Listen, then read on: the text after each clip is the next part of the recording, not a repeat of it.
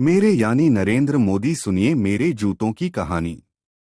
मेरे घर की आर्थिक स्थिति अच्छी नहीं थी, परिवार के लिए संभव नहीं था कि वे जूते खरीद कर दे सकें। एक बार मेरे मामा ने मुझे सफेद कैनवस जूते खरीद कर दिए। रंग सफेद था तो जूते गंदे होने का डर था और मेरे पास पॉलिश करवाने के लिए पैसे नहीं होते थे। ऐसे में हमने एक तरीका निकाला, शिक्षक चौक के जो टुकड़े फेंक देते थे मैं उन्हें जमा कर लेते थे और फिर उनका पाउडर बनाकर उसे भिगोकर अपने जूतों पर लगा लिया करते थे। सूखने पर जूते चकाचक दिखते थे। मेरा जीवन यूं तो एक खुली किताब की तरह रहा है, लेकिन बहुत सारे लोगों के लिए मेरे जीवन की कई कहानियां अनकही हैं, कई किस्से अनसुने हैं। आइए आज कुछ ऐसे ही किस्सों के बारे में हम आप सभी को बताते हैं जो हकीकत है। बचपन में सन्यासी बनना चाहते थे हम। नरेंद्र मोदी।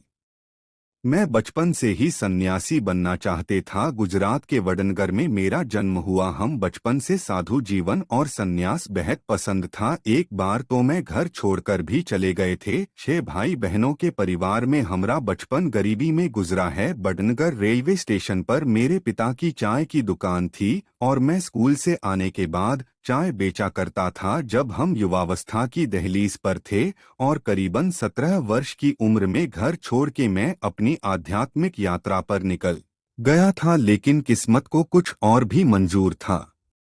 हम मोदी जब मगरमच्छ के बच्चे को ही पकड़ लाए थे। कैसे? मेरे बचपन का यह किस्सा भी शानदार है। मैं अपने बचपन के दोस्त के साथ शर्मिष्ठा सरोवर गए थे और वहां से एक मगरमच्छ के बच्चे को ही पकड़ ले आए थे। तब मेरी माँ हीराबा ने मुझे समझाया था कि बच्चे को माँ से अलग कर देना कितनी बुरी बात है। माँ की बात समझने पर मैं वापस मगरमच्छ के बच्चे को सरोवर छोड़ आए थे।